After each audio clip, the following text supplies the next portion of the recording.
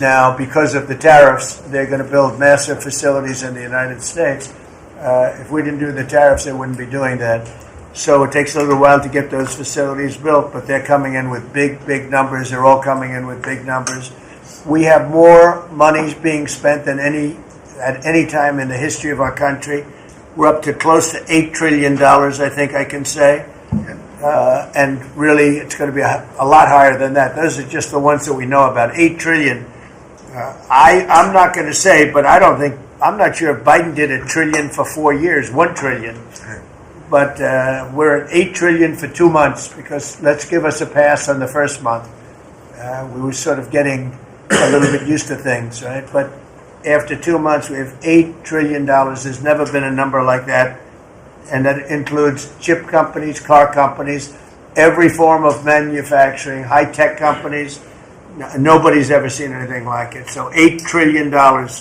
I can talk about gross domestic product, gross domestic investment. I can talk about a lot of things, but to me, the biggest numbers, the kind of numbers that are, and these people are coming in. Our Secretary of Commerce spent the weekend. He went down to Arizona to see what was happening with the biggest chip company in the world. And he said, Howard, you said, you've never seen anything like it. Amazing. You want to just describe what you saw? So they're investing $165 billion in 1,100 acres in Arizona, and they're building the highest tech chip manufacturing, semiconductors, and 4,000 employees. You know, American tradecraft, right? Technicians doing every kind of work. The classic foundation of America is building it. They had 14,000 people. They're expecting 40,000 people to build the rest of their plants and to employ 20,000 people for the rest of the time. This is all driven. You never saw a site like that. And this is all driven by your tariff policies. No chance this be happening without you.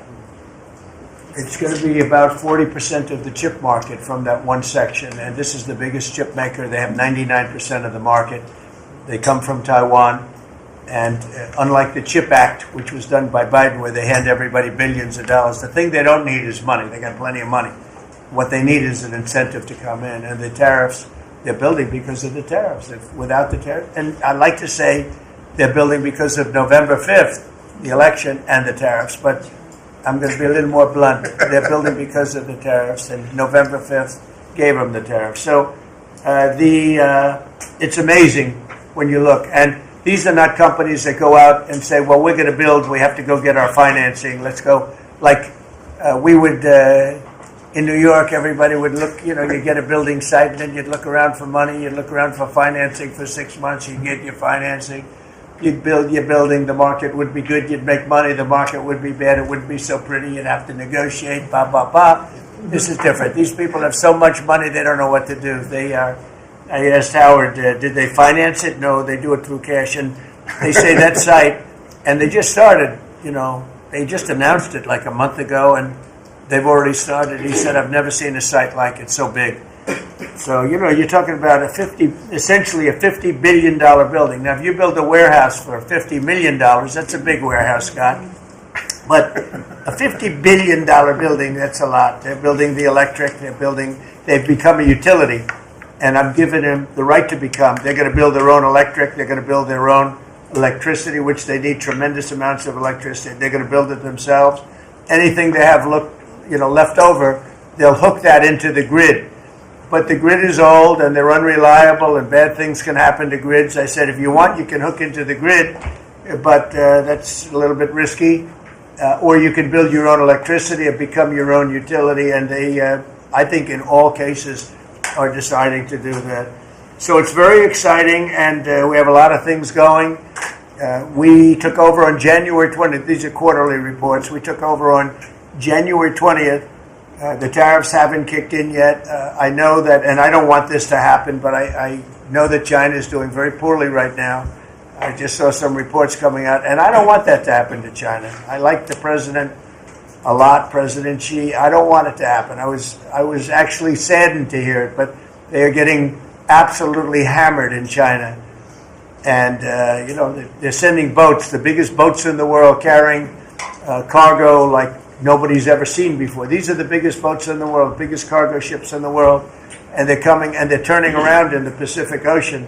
They're doing a big U-turn and going back because they don't want the goods because 145% tariff. But at a certain point, I hope we're going to make a deal with China. We're talking to China, but their factories are closing all over China because we're not taking their product. We don't want their product unless they're going to be fair with us. And that includes intellectual property and other things. There are a lot of things far beyond just buy, sell. So we'll see what happens. But, I was not, because somebody said, well, were you happy? I said, I am not happy. I want China to do well. I want every country to do well. But they have to treat us fairly also. So with that, I think we're going to maybe go around, and we have some letters where the secretaries and people around the table are making statements about how they're doing and what's happening. And I could start with Pete on the left because he's my least controversial person at the No, they don't know how good he is. So we'll go around the table and you can hear it. And these are cabinet meetings where they're very open and transparent. And I can guarantee you Biden didn't do this. He didn't do this. Go ahead, Pete. Well, Mr. President, I think we're controversial because we're over the target. And like so many things, Mr. President, you inherited a demoralized military that couldn't recruit, that was perceived as weak after what happened in Afghanistan and elsewhere because of Joe Biden. And what we have seen since your election and the inauguration has been nothing short of a recruiting renaissance. Decades, it hasn't been decades since we've seen this kind of recruiting in the Army, the Navy, the Marine Corps, the Air Force. The men and women of America want to join the United States military led by President Donald Trump. And the police, by the way. Absolutely. And fire. I always mention the fire, but the police and fire. But the police and fire likewise they have waiting lists now. And 6 months ago was a disaster. Truly historic. We can barely absorb the volume and retention as well. Men and women in the military who don't want to get out now that they have a real commander-in-chief. We're reinforcing standards. We're going to be fit, not fat, in our formations. We welcome back all the the folks that were forced out because of the COVID mandate.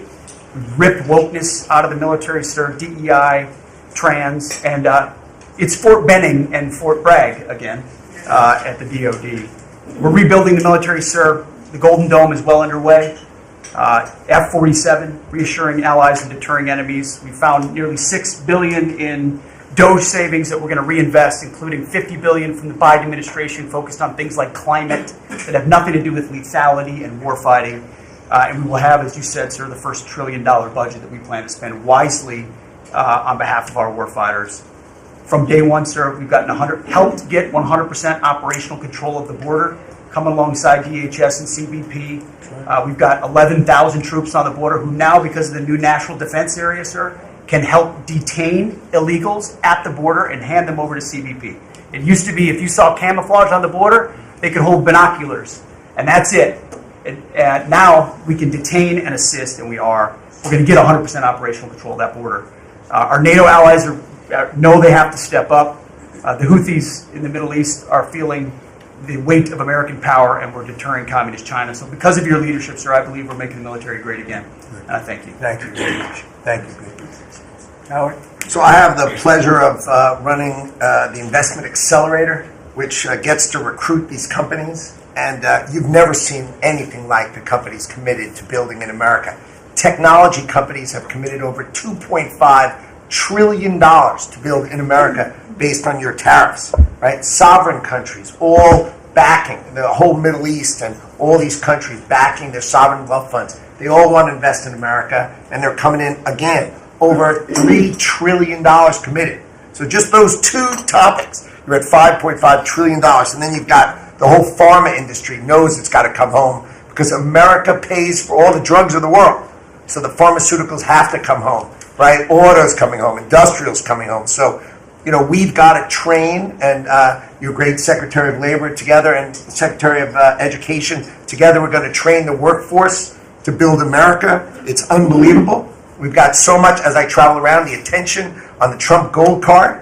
I mean, it makes me very popular. Last night, I was out to dinner, and someone came up and said, can I buy 10? And how do I buy 10? And I'm like, that's pretty good. It's $50 million for dinner. So, I was paying for my dinner.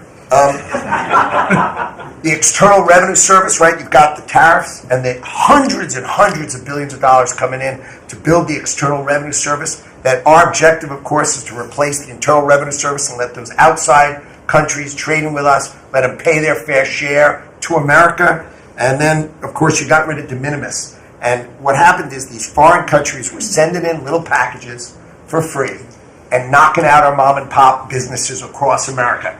You put an end to it, and you're going to rebuild the mom and pop and the small business of America. You're their president, and I'm proud to support you. It's very important. De minimis. It's a big deal. It's a big scam going on against our country, against really small businesses, and we put an end to it. Mr. President, so CAFE standards, we have the fuel economy standards on vehicles that are going to go to 50 miles per gallon. We are going to rewrite those standards, bring it down to something that's far more reasonable. Elon's fine with that, I hope. But it's going to drive down. It's going to drive down the price of a car in America, making cars more affordable for families. Also, Biden had the social cost of credit when we build infrastructure, roads, and bridges, adding 3 to 5% on infrastructure costs. We've gotten rid of the social cost of carbon, driving down the cost to build roads and bridges across the country. We have what is called follow the law. So we have so many states and municipalities that don't follow the law. So whether it's DEI, discriminating against Americans, whether they give illegals driver's license, or their sanctuary cities or states, if you don't follow the law, if you're giving license to illegals, if you're having DEI policies, we're not going to fund your projects. So you got to certify in your state or in your city to get road and bridge money or rail money that you're actually following the law, which includes the executive orders from you, Mr. President. We're cutting back funding. We send research money, Mr. President, to universities to do research on more equitable and sustainable transportation systems. Projects that'll use data and public opinion to inform policy and infrastructure and technology benefiting diverse communities, including women and gender nonconforming people. Just stupid wastes of money. We're pulling that money back from universities. We should do good research if we're doing research in universities. And then one last thing, air traffic control. We don't have enough air traffic controllers. We're about 3,000 short. We're working on an agreement with the union, so when controllers become retirement eligible, we're going to cut a deal to try to get them to stay longer, to stay in the tower. And then we have a plan to put more butts in seats in Oklahoma City, so we can get more students through the academy and into towers as well. It's going to take us a while to do that, to train them up, but we're in the process before our 4 years are done. Well before that, we're going to be at full capacity. Joe, do you want to tell them about, I think we have to bring it up, we have very obsolete equipment for air traffic controllers. The equipment, the towers have horrible equipment. It's been renovated for years. The money they spent over the last 4 years, this Buttigieg did a horrible job. They wasted billions and billions of dollars hooking up wire equipment to non-wire equipment to satellite equipment, and a third grade student would know it doesn't work. You can't work. And they wasted tens of billions of dollars. But we want to put a brand new air traffic control system in, and you might want to describe that, please. You and I have talked about this. It's a state-of-the-art system, envy of the world, and it's. I mean, listen. Our system is safe, but you would have hoped someone would have seen that there's a problem with fixed-wing aircraft and helicopters coming in at DCA. Someone should have seen that before we lost almost 70 lives. It's our job to look and see that we have an aging infrastructure around air traffic control. And so if we don't build a brand new system, there's going to be failures and people will lose their lives. And so we need the help of Congress to help fund this, but it's going to be all brand new. And after you build a brand new system, we have the bedrock and the foundation to actually build on top of it. But no one has done this, Mr. President. There's Band-Aid fixes that have happened over the course of 20 years. You can't have a Band-Aid fix. It doesn't get done. It has to be brand new. The technology, it looks like it's out of a 1980s movie. Old computers, floppy disks. We're using copper wires, not fiber. So there are great solutions we have available. That, and by the way, everyone's sick of their delayed flights or their canceled flights. we have more capacity in the airspace, and if we build this brand new system, what you'll have is more efficiency in the airspace, and it will be safer. So the economy will be stronger. We can have more flights and less delays. So I appreciate your support on that, Mr. President. Rebuilding that is very important. You wouldn't have had the helicopter crashing into the plane at 400 feet up when it's supposed to be 200 feet. Right. That would have bells and whistles would have been gone over, and you would have heard the screaming equipment saying there's a problem coming up in 15 seconds. You got to do something about it right now. And it would have also sent the word right into the helicopter, because I guess you'll be doing the full report on that. But it was pretty obvious what happened. Right. And there was supposed to be at 200 feet. There were 400 feet, and a terrible thing. And that wouldn't have happened if we had the right equipment. If we had the right equipment, you would have heard bells and whistles going off, and it would have alerted them long before that would have happened. 2 minutes before, they would have had a lot of time. So we have to do this. We have no choice, and we're going to do it, and we're going to be very proud of it. They did old equipment in new equipment, and you can't hook in old equipment to new equipment because it's different. Some is satellite and some is ground. The satellite doesn't work. This man would know that better than anybody, but you can't hook up a satellite system to a ground wired system. And if you do, you're wasting a lot of money. They spent billions. This is Buttigieg. They spent billions and billions of dollars trying to patch a system together. They had hundreds of different contractors, and the contractors were all fighting with each other. We're going to have one great big contractor, like the Great Big Beautiful Bill, which is going along very well. I guess I like Great Big Beautiful, but we're going to have one Great Big Beautiful contractor, whether it's maybe Raytheon, maybe IBM, maybe it could be any one of 4 or 5 different groups, but you put one in charge. They're very big, very powerful monetarily, and they give you a guarantee, and they hook up everything. They do every single thing. So they're responsible for the digging of the ditches and the fiber and every single element. And it's one system that's hooked in. It's not all these hodgepodge systems that don't work together. And it's just a shame. It's basic construction, but it's complex stuff. And there are a few companies that do it unbelievably well, and we're going to have that. So good job, Sean. I know that's your big project. And Mr. President, no one has done it because it is complex. It's hard to do because as you're building a brand new system, you have planes taking off and landing. And so because it's complex, no one has done it, and you've given the directive and the support to make this happen. So thank you. Ours is going to be an all new system. It's going to all hook up. It's going to be the same tower is going to have the same equipment, and all towers all over the country, all over the world actually, mostly, are going to be hooked in together. And when there's a problem, when planes are too close, you will hear a sound that's very ear-shattering. And I've heard it. And it's amazing. I mean, honestly, it's amazing. It's real genius stuff. And we didn't do that. What we did was just waste money. You could have just thrown it right out the window. What they did in this last 4 years was disgraceful. Whether it was the border or this, you can name 100 different things. The worst administration ever.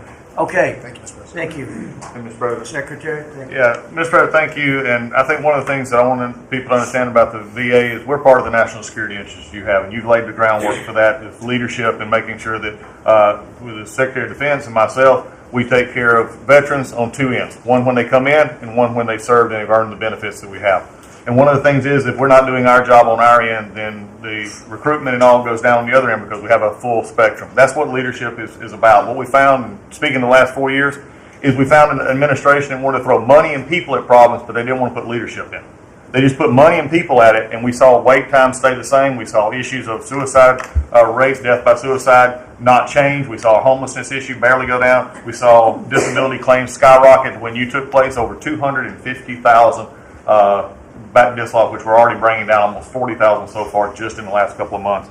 But we've also put back what you, and I was in Congress when this happened, and I was glad to see it. The Mission Act is back front and center at the VA. We're actually doing community care. We're actually giving the veteran the choice that they've earned and they've deserved, whether they can get their VA care inside our facilities or in the community. It's their choice. It's VA care. We're going to give them the highest quality care wherever they want to go. Also, we're expanding out options for treatments and others for those that are new. We're experimenting and looking at new counseling ideas, all new drug techniques that we can help with PTSD, TBI, the things that are affecting our veterans right now. But also we've taken the leadership to take people and bring them back into work where they're actually communicating. They're back in our offices. We've put thousands of people back in. We're processing more claims daily than we were in the last little bit, hit 1 million before has ever happened, and we're actually bringing it down. And I've actually taken our deputy secretary, and he is actually having a strike force now to bring down that disability claim, plus our regular work that we're having done. We've also taken almost $300+ million and taken it out of contracts that we've all heard about so far. We were doing contracts for meeting notes and PowerPoints. And if our folks didn't know how to do meeting notes and PowerPoint, go online and learn yourself. We're not going to pay for it anymore. And we took $360 million and put it back into community care and also our health records management system that we have. We've opened 6 new facilities just in the last little bit for all the media who wants to talk about how we're hurting healthcare. We just opened 6 new facilities. By the way, thank you. You're welcome. As we go from that we've continued. We've also took $11.6 billion in ceiling values of contracts and terminated that we did not need, resulting in significant cost avoidance for the future, but also still maintaining the ability to take care of our patients and also our disability benefits. We've also gotten unity again. We did away with $14 million in DEI spending. We've ended gender dysphoria treatments. We phased that out. All directed the savings from that go to paralyzed veterans and amputees. We've also continued to work toward, as youth, in anti-Semitism and also anti-Christian bias that we saw. The biggest thing, though, Mr. President, I wanted to state, is you told me when you said for me to take this job, you said take care of my veterans.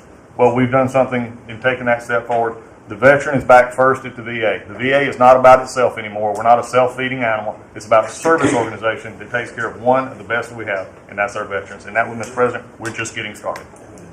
Thank you, Doug. How are you doing with the suicide rates? We're getting, it's tough, Mr. President. That's something that we're looking at. This is something that we've had $588 million has been spent over the last, especially 4 or 5 years to be prevention, and yet the numbers stayed at 17 or 21, wherever you're going to have it. We're now opening that back up, taking in nonprofits. We're bringing in others who have things that are actually looking at. I've worked with Secretary Kennedy and others on the idea of we're opening up the possibility of psychedelic treatment and others that give us an opportunity. We got to research it, make sure it's good, but it's opening up that possibility. And I think, again, veterans are understanding now that we're putting them first. When I go to these hospitals, they're actually coming up saying thanks. We're back in where we need to be, and we're seeing a workforce develop. So suicide is going to come down. It's also going to take some transition stuff that your Secretary of Defense has been very helpful on. We've got to transfer them out of the military so they come to us better, but we're working on that. Thank you. Jameson? Mr. President, it may come as a surprise, but this has been the busiest 100 days in the history of the office. In history. This is the biggest deal ever done. If you sold IBM, ExxonMobil, and 5 other companies together, it's peanuts compared to what we're doing. This is the biggest deal ever done financially in the history of the world. And I think we're doing great. You're going to see some big results. Go ahead. And I'll just say something that Secretary Duffy said in his context, because it's complex, no one has done it. So this is something, a reordering of global trade that hasn't happened since the end of World War II. And it's long overdue because we've seen manufacturing offshore under the old global trading system. When the net result of the global trading system is that all the manufacturing goes to Asia and other places, that's a system you have to replace, and that's what you're doing. They said you wouldn't be able to do global tariffs. We did it. They said everyone would retaliate. No one retaliated outside of China. They said no one would come to negotiate. We're talking to dozens of countries. They said no one would have offers. We have dozens of written offers. We have lots of countries in this week. This is like a break for me to come. Sure. With all the countries that want to negotiate. They all want to negotiate. They want to make a deal. Don't zoom in on this. This is like a tracker, right? We have all these columns of which countries have come in, when we started negotiations, who gave us an offer, are we in technical talks, and when do we expect to have deals done? Those are some weeks out, but we're working very quickly on this. Thanks, Jim. Thank you, Jameson. You're going to have a lot of fun for the next 3 weeks. Michael, do you have anything? Mr. President, in the last 4 years, the world experienced a total lack of zero leadership under Biden, and then we've had 100 days of your leadership with respect, with strength, starting with there'll be all hell to pay if you don't let our people go. Dozens, over 40 Americans have come home under your leadership. Far more terrorists are no longer threatening the homeland under your leadership, pulling all of these agencies together, including the evil individual responsible for the Abbey Gate bombing, and to sit with the 13 Gold Star families, and you showing that follow-up and that justice has been incredible. But pulling this great team together, Mr. President, everything from revitalizing shipyards to cyber to space, that takes this entire team working together. It's an honor to serve you in this administration, and I think the world is far better, far safer for it. Thank you very much. The Abbey Gate is really important. This was a horrible thing that destroyed the image, frankly, of the Biden administration. What happened there was a disgrace. It should have never happened, and Pam is working very much on prosecuting that person. We have the person, and he'll do well. I have no doubt about it. Thank you very much, Michael.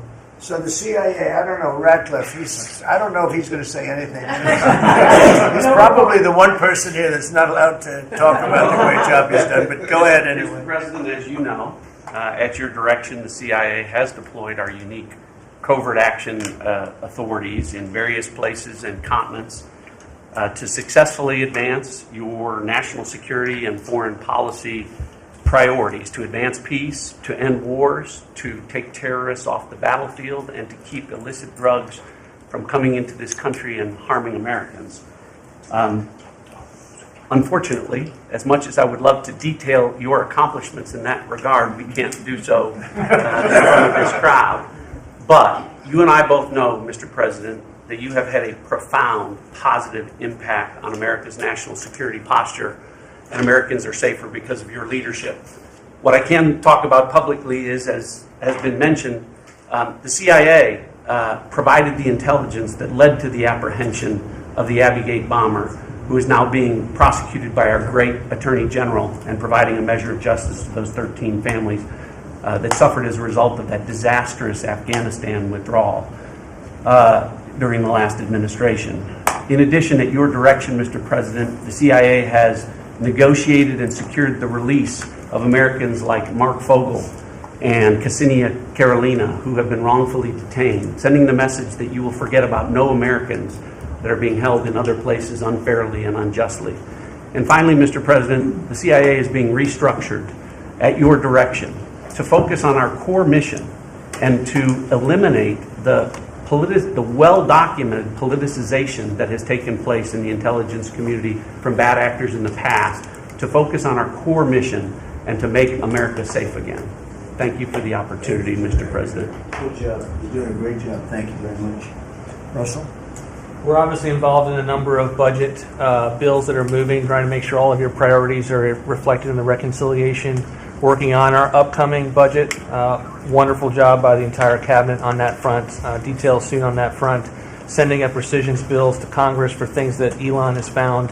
But the regulatory aspect is something we don't talk about enough. And right now you've given us a goal of 10 for 1. We are working right now with all of the agencies to rack up how big of a deregulatory agenda that we can have. When you came into office, you basically stopped $200 billion in costs to American families just by stopping the Biden regulatory agenda. That's about $2,000 per family. We think when we're going to hit these 10 for 1 goals that we could be in the neighborhood of about $900 billion in savings to American families that would be substantially bigger than that $2,000 number. And the point that I would make, in addition to just savings cheaper to the American people, there's an aspect of wisdom when you're enforcing these rules that comes into play. And I'm your regulator for the Consumer Financial Protection Bureau, and we found this small mortgage lender in Chicago. His name is Barry Sterner.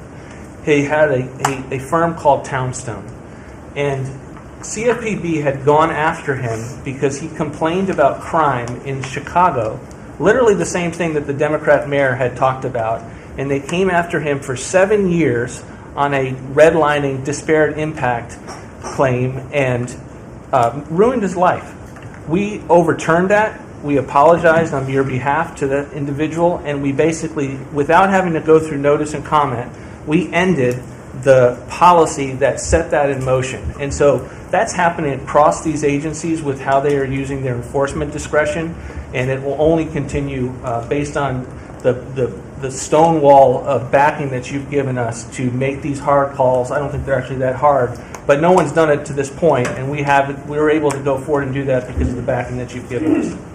So maybe the biggest thing we're working on, maybe bigger than tariffs in a certain sense, is we call it the one big beautiful bill.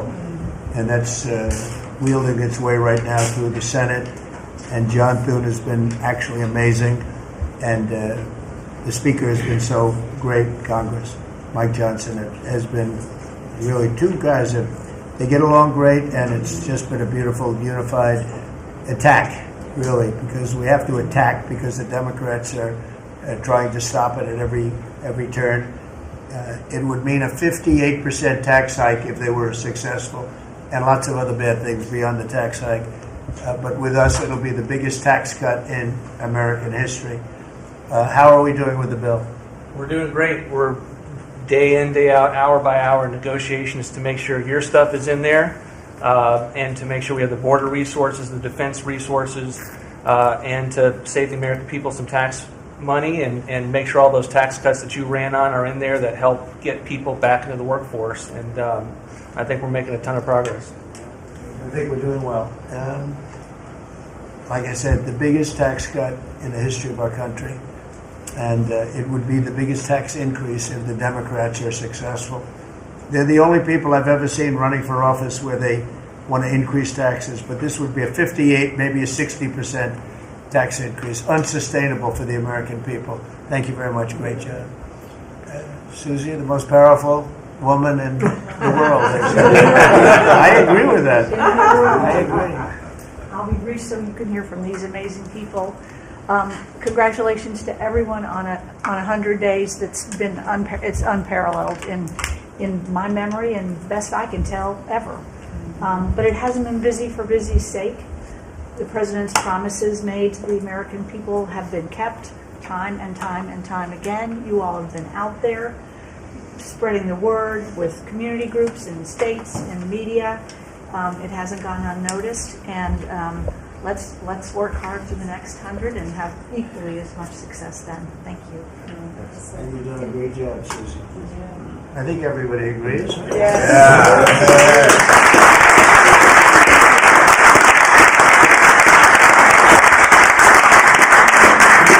If you have anybody that disagrees, please.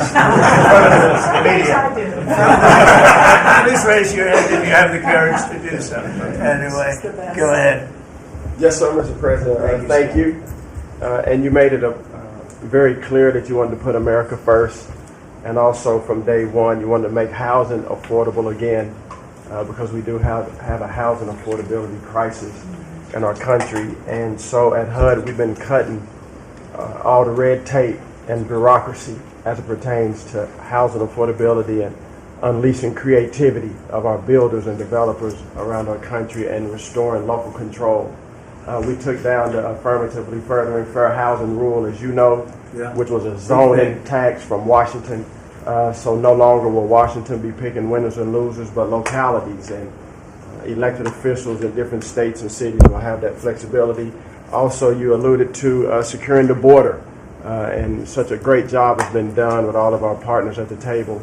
And at HUD, we want to make sure that the resources that we have now, which is American taxpayer dollars, in the Biden administration, they prioritize illegal aliens over the American people. And so we signed an MOU with Secretary Noem at DHS to make sure that HUD-funded housing only goes to American citizens, and no longer will it go to illegal aliens coming across our border. We have about 9 million people living in subsidized housing in our country. 59% of illegal alien families use some sort of welfare program, costing us $42 billion a year. And so we have prioritized American and American people only to live in HUD-funded housing. And also to make housing affordable, we also signed a partnership with Secretary Burgum at DOI to use underutilized federal lands, as you campaigned on and promised, to identify those lands to build affordable housing in our country so that people can realize the American dream. We also restored biological truth, as you did in sports. We have the equal access rule at HUD, which we took that rule down to ensure that at women shelters, that those that enter those shelters would be of the same sex, and that we would protect the ladies of our country. No longer will those that identify as women but are not women be able to enter our shelters, so that we can protect the ladies that we serve.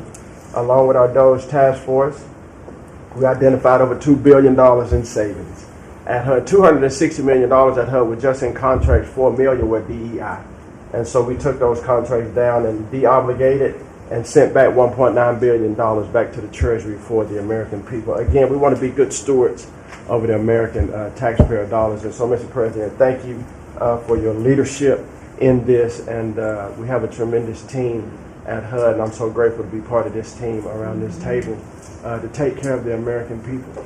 And I consider it a great honor and humble to do so. Good job. Yes, sir. Thanks, Steve. Yes, sir. Appreciate it. Look. Well, I'm not sure if anyone's heard, but the price of eggs is down. I know it's news. Listen, sir, today as we celebrate the 100th day, I think that it's just such a joy and an honor to continue to do this work. So thank you for that. We have been obviously very focused on the cost of groceries, specifically eggs led the way, as you have so eloquently discussed over the last few months. And we're holding tight on a very significant decrease, which is great, and investing where we need to there. As I mentioned before the press came in, we have had a massive issue with Mexico on water, getting water to our farmers along the border for decades. When I worked in Texas 25 years ago, we were fighting with the Mexican government over the water then. You got involved about 2 weeks ago. That evening, I started conversations, and as of just a few days ago, thanks to Secretary Rubio's great deputy secretary and I have been negotiating, and we hit the best deal, I believe, in history on behalf of our farmers, and thanks to your leadership and your strength on that. And that's a really big deal long term for those farmers in the southern part of the country. On the energy side, I know we've got Secretary Burgum and his partner, Secretary Wright, but we often forget that agriculture has a major piece of the energy dominance agenda, not just timber, not just minerals, but biofuels. So we continue to support that great leadership coming from those agencies and doing hopefully our part as well, and they've been incredible in that. Our farmers have been hurting under the Joe Biden administration. There was a 30% increase in the cost of input, so the cost of doing business for these farmers over those 4 years. When we left the White House the first time 4 years ago, we had a $0 trade deficit with our agriculture products. After 4 years of Biden, that hit $50 billion because they just didn't make an effort. And so obviously that's $50 billion less dollars at a time of very thin profitability for our agriculture community. So the Congress passed because the last administration didn't get a farm bill done either, the farmers were hurting there. So Congress stepped in. I say all that and basically said $10 billion to move out. USDA, fastest in history, that money went out to those farmers that couldn't make plant their crops. And so I'm really proud of that, and you'll hear a lot of that from the farmers today, that this USDA is moving more quickly than any ever before. And we're not organizing money based on the color of skin and other ways, which was how the last administration was moving out. We have canceled $6 billion in contracts thanks to our great friend Elon Musk and his DOGE team. A lot of those were DEI, gender, studying transgender mice. Who knew? The racism in pest management. We've canceled all of it. We're going through a major restructuring. USDA is one of the biggest agencies. It's sort of a catch-all. And we're really, really downsizing and aligning around putting farmers first, which is really, really important. A big part of USDA, though, is food stamps. It is perhaps one of the largest, if not the largest, welfare program, and it's a supplemental nutrition program. Secretary Kennedy and I have been working very closely. We were in Texas yesterday talking about nutrition and agriculture. You can't make America healthy again without your farmers and your ranchers as your partner. So ensuring that our food stamp program and those at the bottom end of the socioeconomic ladder really have access to nutritious foods as we're facing an obesity crisis and a chronic disease crisis, which I'm sure Secretary Kennedy will touch on. And the final thing I'll say is this morning, Secretary Noem and I together, and I brought a picture because I think this is important and it goes to why we're here. This is a South Dakota ranching family named the Mods. They are a fifth generation ranching family. Charles Mod, in his 30s, bought the ranch from his granddad, I'm going to show the press, when he was 17 years old. Those beautiful children, Lyle and Kennedy, his wife Heather. Under the Biden administration, they had, of their several hundred-acre operation, they used about 20 acres and had a fence that had been there since 1910 when their family took over the ranching operation. There had never been really any problem that had been brought to their attention. Perhaps there was a minor dispute over, again, 20 acres. This family was indicted, prosecuted, threatened with jail time, told to find guardians for their children over a fence line dispute that the Biden DOJ pushed forward. So this morning, on the steps of the U.S. Department of Agriculture with Secretary Noem, who was their governor, as the governor of South Dakota, which is where these great people are from, all criminal charges were dropped, and really appreciate the Department of Justice. It was a really big day as we sent the signal that the over-criminalization and using government, and you know this better than anyone because you were in the crosshairs for so long, that those days are over and the regulation through prosecution is no more. And so this family is one of many that we'll now be talking to ensure that never happens again. Thank you. Thank you. Great job. Please, Scott. Sir, it's been a momentous 100 days with you at the helm, and I view this 100 days as setting the table for peace deals, trade deals, tax deals. So the next 100 days will be harvesting. You've created negotiating leverage and leadership that are going to yield remarkable results. Energy costs have plummeted. Mortgage rates are down. Food costs are moving lower. And American families are finding their financial footing again. I had a group in today. America, under your leadership, is on the verge of becoming an AI superpower. That our economy had become barbelled. We had high tech and finance on one side, natural resources led by energy, which the previous administration tried to kill on the other, and you're filling in between with precision manufacturing that we're going to be bringing back through good trade policies, good tax policies. Under the DOGE at Treasury and the IRS, cost, tech support, and efficiency have increased. We have the IRS revenues are up, and thanks to the young man sent over by DOGE, the IT update that began in 1990, which was begun before he was born, is going to be finished during your term. So trade, you couldn't make it up, trade, taxes, and deregulation, the one big beautiful bill under your leadership. Speaker Johnson and Leader Thune have done a great job, but they have you as the closer on many of their members. And I'll just close by saying economic security is national security is economic security, and it's never been better. We're rebuilding it, and as I said last week at the IMF and World Bank conferences, America first does not mean America alone. Under President Trump, it means leadership. Man, well said. Thank you. Are you busy enough? He's doing a great job. Thank you very much.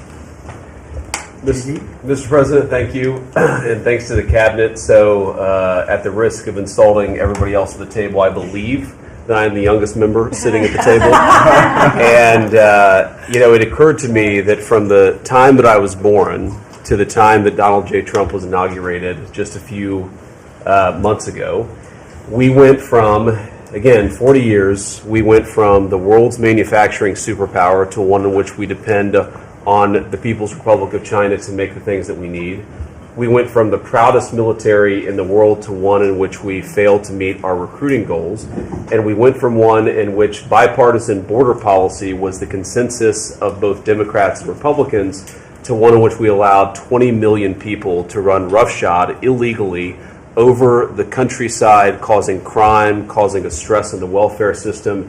And again, that happened over the lifetime of the youngest member of the cabinet. And what has happened in 100 days is that we've started to reverse every single one of those negative trends. And I think what it shows to me is that the president, and you sit in the Oval Office and you see these portraits of presidents past, and let's be honest, most of them have been placeholders. They've been people who have allowed their staff to sign executive orders with an auto pen instead of men of action. And the reason the media attacks this administration as chaotic is because the president is solving the problems the American people set about to solve. He's actually doing the things that he promised that he would do. And Mr. President, it's been an honor to be part of it for the past 100 days.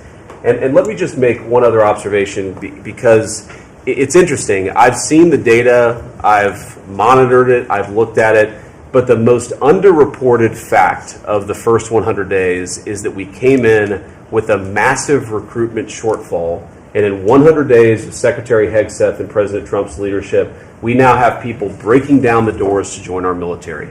To the media assembled here, it's a really interesting question.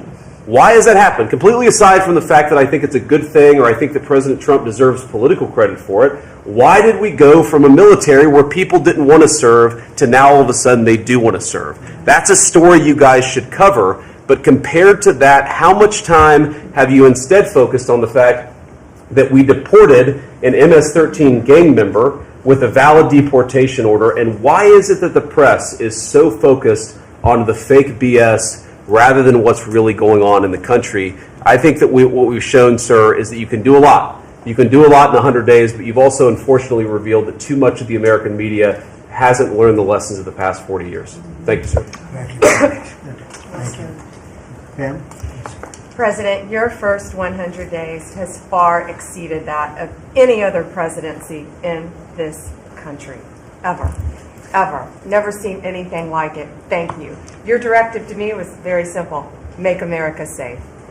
And despite that, we've still been defending over 200 civil lawsuits filed against you.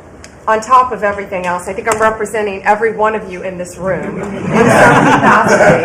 I know you will not be arrested by the U.S. Marshals. Over 200 lawsuits, over 50 injunctions, and now we've got multiple cases in front of the Supreme Court, and we will succeed, and we are doing great in front of the Supreme Court, President, and we'll continue on with that. I was at DEA yesterday, and they said to me, you, Donald Trump, have taken the handcuffs off of DEA agents. And as a result of, since you have been in office, President Trump, your DOJ agencies have seized more than 22 million fentanyl pills, 3,400 kilos of fentanyl since you've been your last 100 days, which saved, are you ready for this, media? 258 million lives.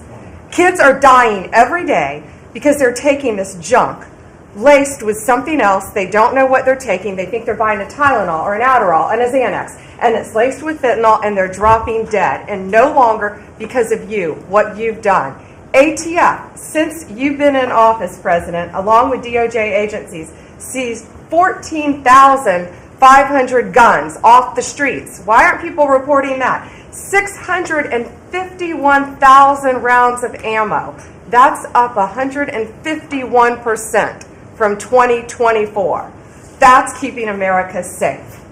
We've rescinded death penalty. We are now seeking the death penalty on cases. I'm signing death warrants.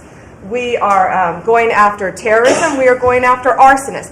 Whether you're burning Teslas, we've arrested 9 people so far in 7 jurisdictions, no negotiations, 20 years in prison, or you're burning down the governor's mansion in Pennsylvania. We will be there to protect you. And I've been talking to Governor Shapiro, and he greatly appreciated you reaching out as well. ISIS terrorist, we got one in New York, right around the corner. We got an ISIS terrorist in New York. We have an October 7th task force. We just broke up a huge human trafficking ring by the Sinaloa cartel. 1,000 pounds of methamphetamine on our streets. Ton of fentanyl, 20,000 Molly pills. Those are the drug of choice among at clubs and bars for young kids. They were fake, but you know what they had in them? Fentanyl. That's 20,000 lives saved because of you, right there. We brought back 29 cartel members from Mexico at your direction, and one killed Kiki Camareno, a DEA agent in 1985, and many of us got to talk to his widow and his son, who is now a judge. And they started crying. They have tried to get that guy back forever. And thanks to so many of you in this room working together, they have justice. They were crying on the phone because of what you did, President Trump. Thank you. We're going after anti-Semitism. We're unleashing everything you told us. No more DEI, no more weaponization. We have rescinded, as I said, 200 policies. And I could go on all day long, but we are doing everything in our power to keep America safe at your direction. Thank you. Thank you, President. You're really doing a great job. Thank you very much. Okay, let's go. Nice to see you, Mr. President. Well, first of all, I think what you've heard amongst this team is the leadership, because it's given us the latitude really to collaborate amongst each other, not only in this room, as Jameson mentioned, we kind of get a break for a couple of hours here, but we stay in contact actually every other day that we're working for you. And I think what that says is, I was speaking to, for instance, the Farm Bureau of Texas yesterday. I'm not the Ag Secretary, but it matters to the workforce. I'm working with the other secretaries, Lutnick and McMahon, on education and the workforce investments that you've asked me to do. Because as you've come in and negotiated these great repatriation of these companies and the investments, we're going to need that workforce to build back this economy. And I couldn't see that more as I've kicked off my 50-state tour. We've been in 5 states so far. We'll finish all 50 states by the end of the year. And what we're talking to is the American workforce and these companies about what the market demand is. That's the difference, that we finally have made that connection. What do they need? How quick do they need it? And how fast can I get these either apprenticeships toward that million that we've put that lofty goal? We've already added 80,000 new apprenticeships already just since January. So at the Department of Labor, that tour has kicked off, and I couldn't be more honored to be on the ground and see my colleagues that we're passing in the skies, but we're on the ground together because we're all collaborating together. One of the things that we're talking about, illegal immigration, I have put states on notice. I warned all 50 governors that if they continue to reward illegal immigration by treating unemployment benefits as a handout, they're going to lose their federal funding as well. We can no longer continue to give unemployment insurance to illegal immigrants. And so I've let those governors, and I sent out that letter last week. We also eliminated discriminatory DEI offices within the department, specifically the Office of Federal Contract Compliance Programs. Most of our federal contracts were really just to focus on DEI enforcement. We were really punishing a lot of these companies. If they weren't compliant, they weren't going to have a federal contract. We've let go of that program completely.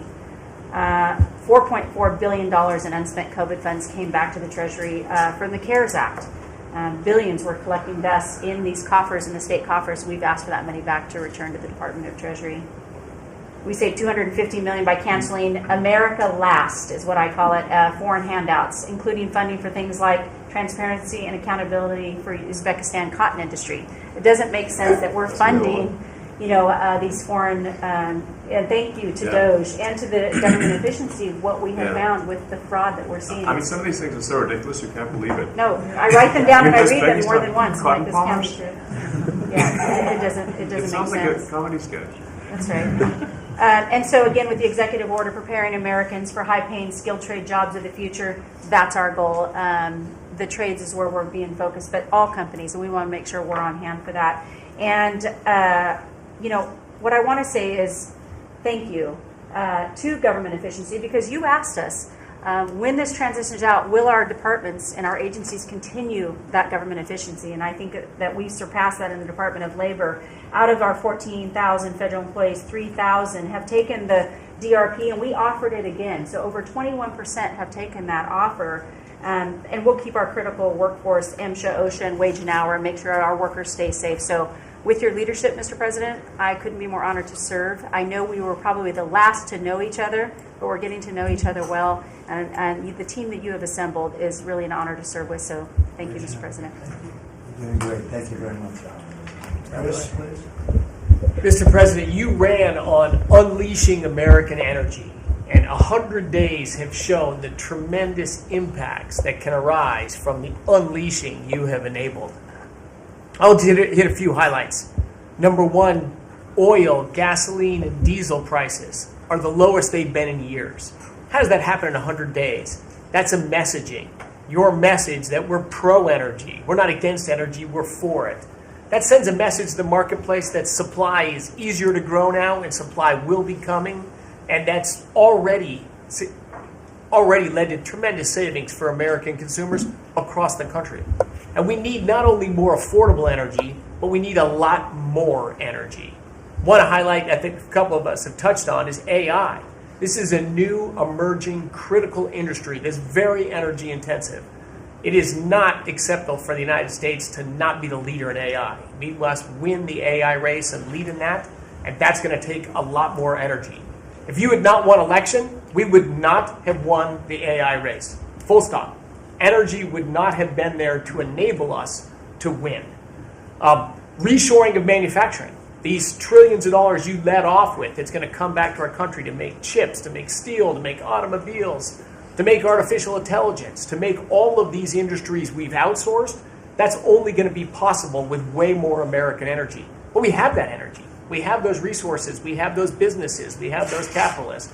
We just need to stop standing in the way of them and follow the lead you've set, which is to enable them, not to subsidize them, not to help them, to enable them to invest American money and create American jobs here.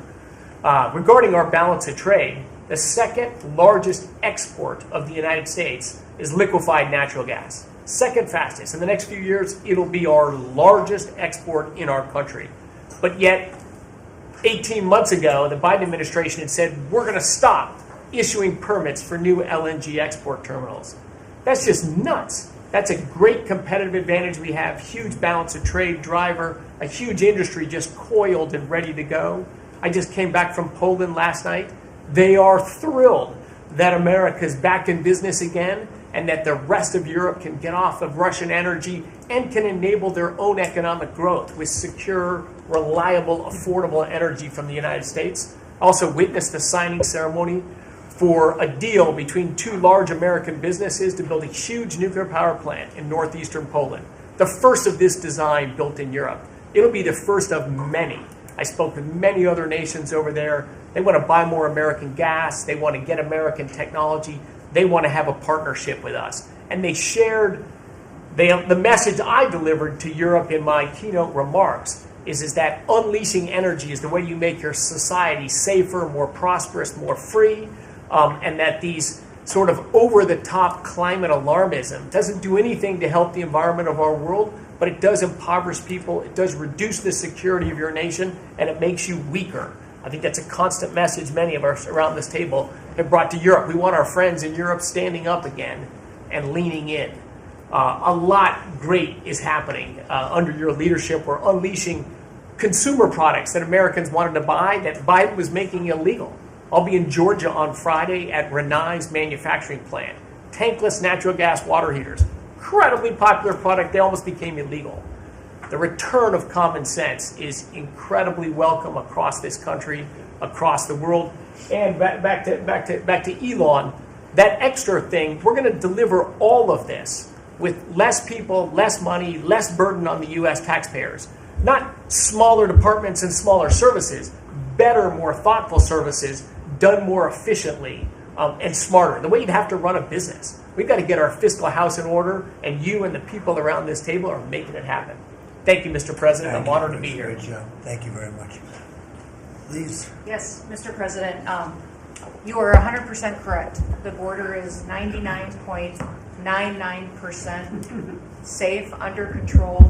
You have completely reversed the entire situation. In fact, the day before yesterday, I was down in El Paso, and those Border Patrol agents are so impacted by how you have changed things in a year. They have put up huge pictures that say, under the Biden administration, the mobs of people that were pushing through razor wire and trampling children, and the chaos and the violence that was happening at that same location, they have a picture there that says, this is what the Biden administration looks like, and this is what the Trump administration looks like. It's peaceful. People who do business between Mexico and America are coming through. They're doing it legally. They're following the law, and it's all because of what you've done and what you've empowered them to do.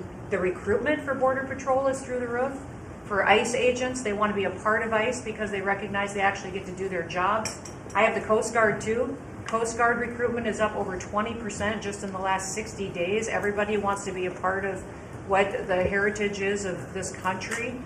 We've repositioned the entire Coast Guard fleet to focus on border and drug interdiction. As we've secured the border, the cartels have gone to the water and are going out in maritime waters to move their drugs into this country. The Coast Guard just in the last 2 months has taken into custody over 126 tons of cocaine, millions of doses of fentanyl. It's just amazing. And the aliens that they are deporting is incredible too.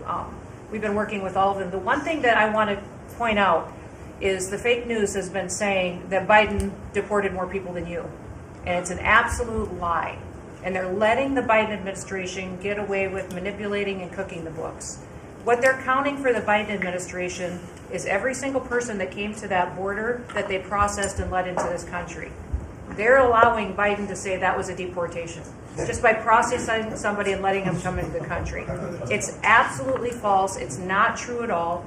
You have deported over 250 known terrorists. You've deported thousands of foreign terrorist organization members and gang members, hundreds of thousands of people that were in this country illegally.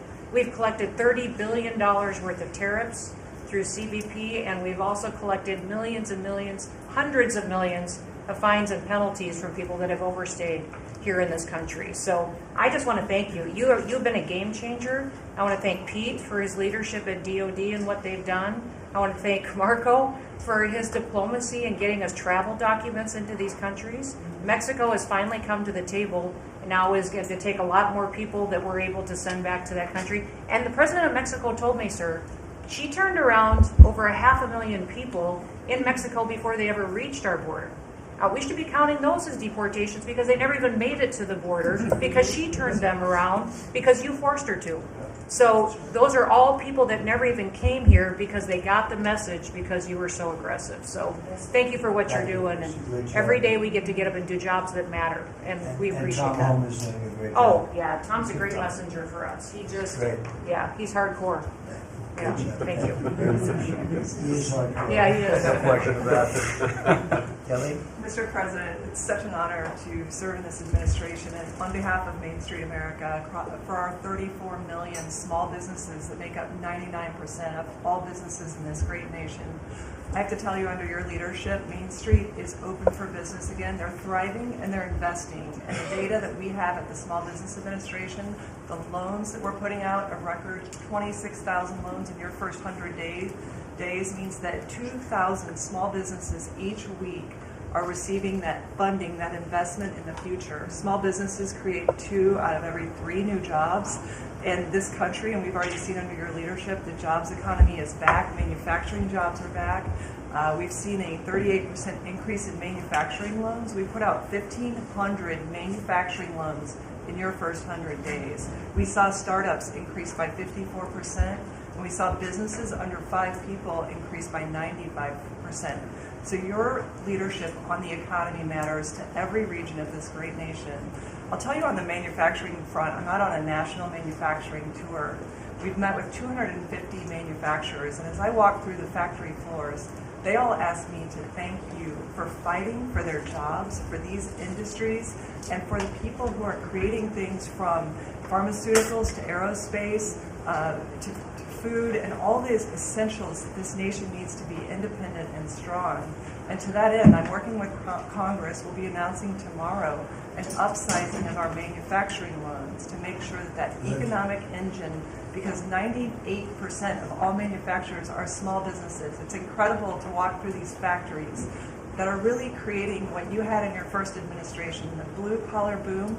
It's now a new-collar boom, because it's the intersection of technology and manufacturing and what they can create for our war fighters, for our aerospace, for pharmaceuticals with less than 300 to 500 employees, sometimes 100 employees. I was at a factory in Georgia on Monday that is creating machines to help with the Iron Dome in Israel. Less than 50 employees. This is the engine of our economy. It's the heartbeat of our communities. It's the small businesses that helped elect you because they needed your economic agenda. So thank you, Mr. President. It's such an honor, and congratulations on an epic 100 days. I do have to thank Elon. I do want to note, we just cut $3 billion in contracts because of Doja's work. That's $3 billion that hardworking families that won't have to work until April 15th to pay for the waste, fraud, and abuse that we continue to find in this government on behalf of taxpayers. So again, thank you, Elon. Thanks, Deb. Thank you. Great job, Kelly. Thank you very much. Elon, I love the double hat, by the way. Yeah. He's the only one that can do that. Get away with it. Well, Mr. President, you know, they say I wear a lot of hats. It's true. Even my hat has a hat.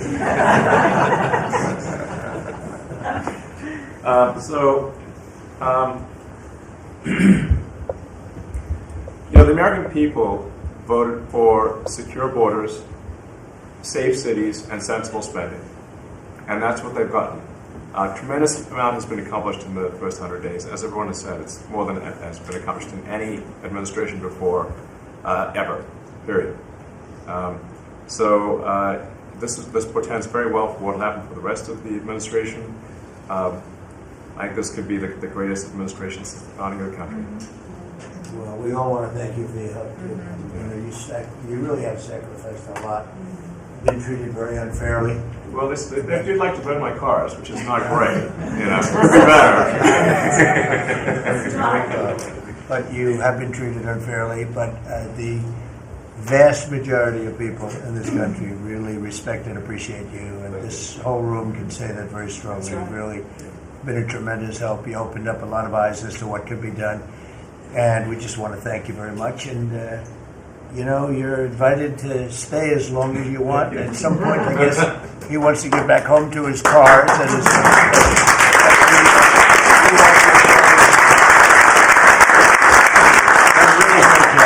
You've done an incredible job.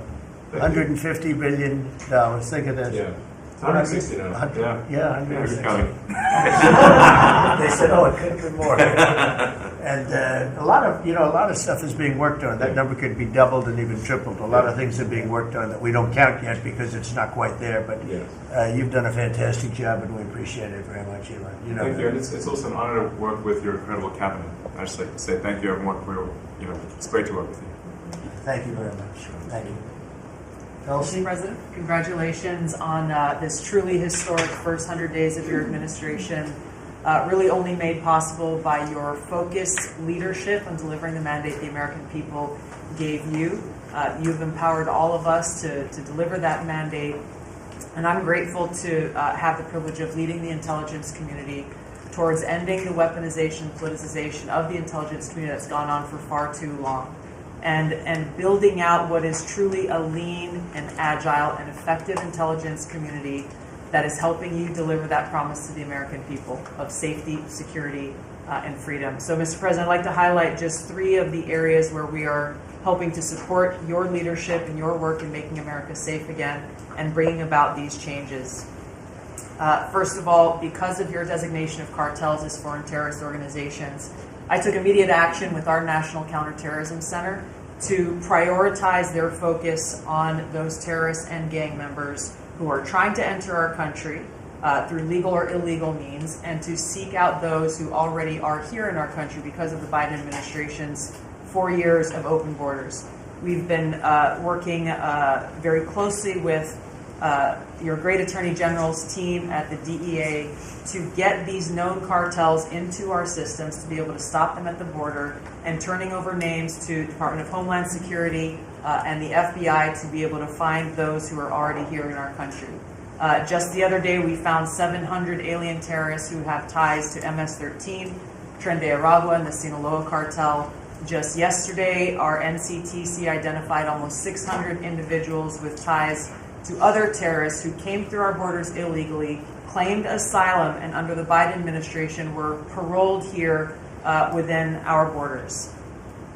Secondly, Mr. President, like too many organizations in the federal government, the ODNI has become very bloated with too much waste and abuse going on within the organization. We've done a few immediate steps. We are doing more. The ODNI is 25% smaller and more lean today than it was when I walked in the door and when you took office. Secondly, we have just this morning actually shut down a human capital office. As soon as you issued the executive order to stop all DEI activities, We did that, shut down the DEI office. We discovered this human capital office that was essentially a slush fund for DEI initiatives, hidden under the guise of human capital, that closed down this morning, saving taxpayers $150 million. We'll soon be announcing an additional $2.6 billion in savings with other programs and contracts that do nothing to ensure our national security interests. And lastly, we're working every day to hold the deep state accountable, to end the politicization, weaponization of the intelligence community. This past week, I sent 3 criminal referrals for illegal and unauthorized leaks to the media of classified intelligence for prosecution. We have 11 more that are under investigation.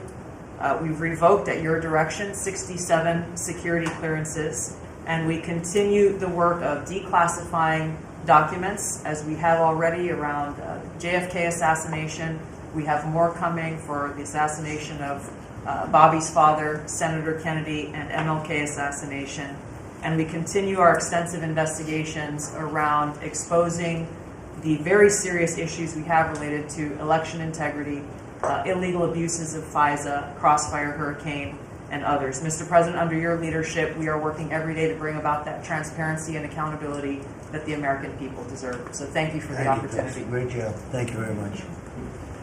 Lee? Mr. President, at the Biden EPA, the Green New Deal was raging. At the Biden EPA, we saw billions of tax dollars burning. At the Biden EPA, we saw industries suffocate. But at the Trump EPA, the Green New Deal is dead. At the Trump EPA, we know that we can both protect the environment and grow the economy. At 13 pages of accomplishments from our first 100 days in here, and in it, part of it is 100 environmental accomplishments at the Trump EPA. You don't have to take my word for it. We released it to the media this morning. Every regulatory action in the history of the country. We're going to be giving our director of the OMB a whole lot of work because we inherited a big mess from the Biden EPA. And working with Elon and Doge, I've canceled now $22 billion worth of grants. Now today is a special day for many reasons. The biggest reason why we're here is that this is the 100th day of the most consequential, historic first 100 days in the history of this country. Today, while we're here, the House of Representatives is voting on Congressional Review Act bills, considering the EPA waivers that were given to California's tailpipe emissions, where California set their own standards. But there should be one national standard, and right now, Congress, on the House side, is going to be voting on that today. On a personal note, while this is a bit outside of the EPA jurisdiction, today is my last day serving in the United States Army. And I first signed up towards the end of the 90s. And I've had a chance to see a lot of national security teams over the course of the last 27 years. There has never been a national security team ever assembled that had the backs of our warriors like this national security team right now. And we have never had a president so deeply committed towards ending foreign wars instead of starting new ones. There's a reason, Mr. Vice President, why everyone is racing to join our Department of Defense. We have a Secretary of Defense who, with all due respect to our great president, would probably rather be swimming with Navy SEALs right now, be running somewhere in the Middle East with our service members. And from our Secretary of Defense to our Secretary of State, our Vice President, and more. I just want to say thank you as a veteran of our military for assembling what is the greatest national security team that I have ever seen in my 27 years associated with the United States Army. Has Pete signed off on this retirement leave? Is that... Welcome to the end.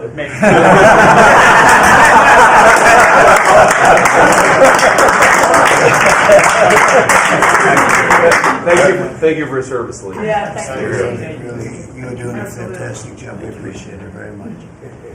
So?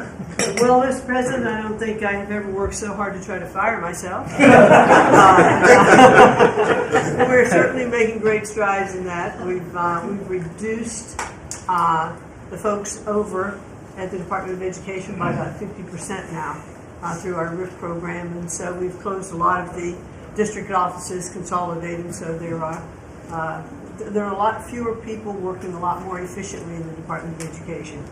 The commissioners of education in every state, and I was at a meeting with them not too long ago for not only our states but our territories. They are thrilled with the opportunity now to be able to have more control over the education in their states, to get rid of a lot of the red tape and regulation that's kept them from doing what they're doing. So we're seeing, I think, great improvements. We'll see test scores, I believe. It'll take a bit for them to be able to go up, but I think now that they're going to have the opportunity to put in their own programs, we'll see that grow. At the same time, we've been focused on higher education for our universities. We've returned proper enforcement of Title IX protections to schools. We have stopped funding to Columbia, for instance, and some other schools for not only Title IX but Title VI infractions. And those are moving along. I think we've brought people to the table. They know that you're serious. You meant what you said.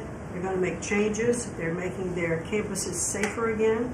Anti-Semitism was just out of control in many of our universities. And so some tried to, in fact, Harvard is sued, and they're saying that it's First Amendment infraction. No, this is civil rights, safety on our campuses for our young students who are there. And with Pam's help and the task force that we formed with HHS, with GSA, with other agencies, we're going to make sure that our campuses are safe. And so there's a lot of good work going on. I think one of the biggest things, you'll be very happy to hear this, Mr. Vogt, that we are putting back into place collecting on our student loans that have been delinquent since March of 2020. There's been no effort to recollect on those loans. So as of May 5th, a letter goes out that the loan recollection is beginning again. So for those people who have borrowed money and who've not been paying, that's just not to be punitive. There are many ways that they can go online to understand how they can get back into the right payment structure, because when they're in default, they can't buy a house, they can't buy a car because their credit scores are down. So it's helpful to them as well as to get this money back into the country. I mean, with $60 billion of increased student loan debt since 2020. And in total, we've got almost $1.7 trillion in student debt. So we're gonna start getting it back. And Scott and his team have been incredibly helpful. We appreciate that so very, very much. And so a lot's going on in the department. And what I would really like, as I'm firing myself, I'd like for you to be known as the education president, because of the best in practice systems that we want to put in every state to incorporate AI, so that we are training these new entrepreneurs and business leaders in our country. We can't do it with the infrastructure we have in place today, so we have to be working on that at the same time. So we're going to be doing that. So thank you for your charge to elevate education so that we are providing for every student access to excellent education. Thank you, sir.